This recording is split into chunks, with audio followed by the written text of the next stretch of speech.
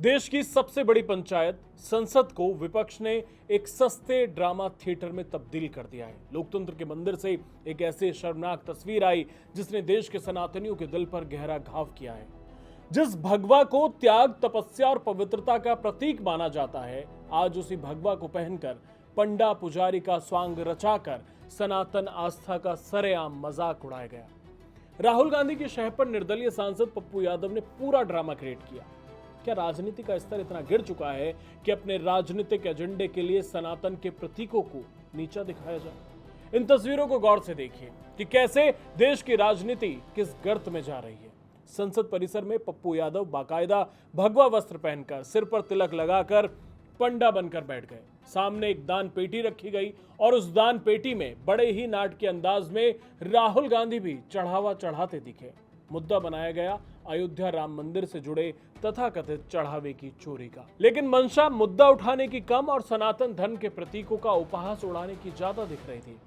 जिस संसद भवन का निर्माण देश के लोकतंत्र को दिशा देने और संवाद कायम करने के लिए हुआ था, आज राहुल गांधी और इंडिया अलायंस ने उसे ड्रामा सोसाइटी बनाकर रख दिया। क्या यही देश के मुख्य विपक्षी दल का काम रह गया है?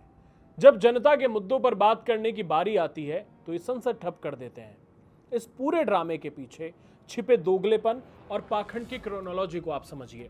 आज जो नेता संसद परिसर में दान पेटी रखकर राम मंदिर के चढ़ावे की चिंता का ढोंग रच रहे हैं, ये वही लोग हैं जिन्होंने दशकों तक प्रभु श्री राम के अस्तित्व पर सवाल उठाए थे। अदालत में हलफनामा देकर प्रभु राम को काल्पनिक बताया गया। राम मंदिर के निर्माण को रोकने के लिए वकीलों की पूरी फौज खड़ी कर दी गई। आज वही राम विरोधी ब्रिगेड अचानक से राम मंदिर की पारदर्शिता के लिए आंसू बहा रही है। जिन पार्टियों ने जीवन भर राम मंदिर का विरोध किया, आज वो चंदा चोरी के नाम पर नुक्कड़ नाटक कर रहे हैं। अगर आपको भ्रष्टाचार या गड़बड़ी का आरोप लगाना ही था तो आप तथ्यों के साथ अपनी बात रखते, प्रेस कॉन्फ्रेंस करते या उनका भेष भर कर आते जो इस पूरे मामले में आरोपी हैं। क्योंकि राम मंदिर में चंदा चोरी किसी पंडित साधु संत ने नहीं की है, वो वहां के काम करने वाले लोगों ने की है, वहां के कर्मचारियों ने की है।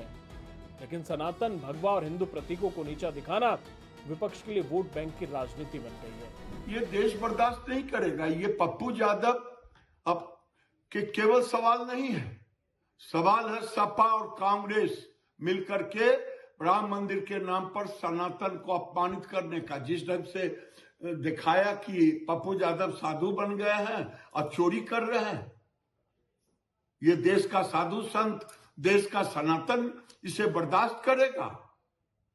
ये सोची समझी रणनीति है कि भारत में सनातनियों को बदनाम करो। विपक्ष के तमाम स्वयंभू धर्मनिरपेक्ष नेताओं से एक सीधा और कड़ा सवाल है, क्या राहुल गांधी में हिम्मत है कि ऐसा नुक्कड़ नाटक किसी दूसरे धर्म या उनके धार्मिक स्थलों के खिलाफ आयोजित कर सकें? फर्ज कीजिए यही पप्पू यादव, राहुल गांधी किसी मौलाना या काजी का भेष धरकर बैठ जाएं और अजमेर शरीफ या मैं बहुत सारी ऐसी दरगाह बता दूंगा जहां पर वित्तीय गड़बड़ियां हुई हैं, या वक्फ बोर्ड मान लीजिए आप, वक्फ बोर्ड में होने वाली वित्तीय गड़बड़ियों के खिलाफ ऐसा ही स्वांग, ऐसा ही नुक्कड़ नाटक कर पाएंगे? और कर पाएंगे तो क्या होगा? जय श्री राम, वंदे मातरम, सत्य सनातन वैदिक धर्म की जय, भारत हिंदू राष्ट्र की जय, श्री हनुमान जी महाराज की जय, गौ माता की जय। आज दुर्भाग्यपूर्ण घटना हमने सांसद परिसर में देखा। जिस प्रकार से घटना सांसद परिसर में हुआ है, ये दुर्भाग्यपूर्ण है। क्या किसी राजनेता नेता, क्या माननीय सांसद कभी मुल्ला मौलाना बनकर ऐसे कृत्य कभी किया था क्या?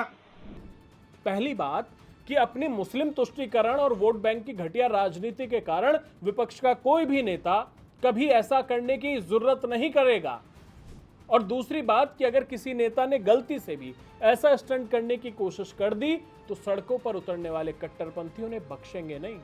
उनकी राजनीति तो दूर, उनका जीना दूभर कर दिया जाएगा। यानी विपक्ष में बैठे सनातन विरोधी नेता हिंदुओं की सहनशीलता की परीक्षा ले रहे हैं, उनके संयम की परीक्षा ले रहे हैं। लेकिन विपक्ष के नेताओं को हिंदुओं की सहनशीलता और उदारता को उनकी कमजोरी समझने की भूल नहीं करनी चाहिए। सनातन धर्म की उदारता का मतलब यह कतई नहीं है कि आप जब चाहें, जैसे चाहें उनकी आस्था और प्रतीकों का अपमान करेंगे। अगर आप भी कांग्रेस समेत विपक्षी दल के सनातन विरोध से आहत हैं तो हमें कमेंट बॉक्स में बताइए। और इनसे जुड़े किन मुद्दों पर आप चाहते हैं कि हम बात करें, इनकी आवाज़ उठाएं, बताइए हमें। हम उठाएंगे इनके खिलाफ आवाज़। चैनल सब्सक्राइब करना मत भूलना। धन्यवाद, क्योंकि उससे हमें हौसला मिलता है।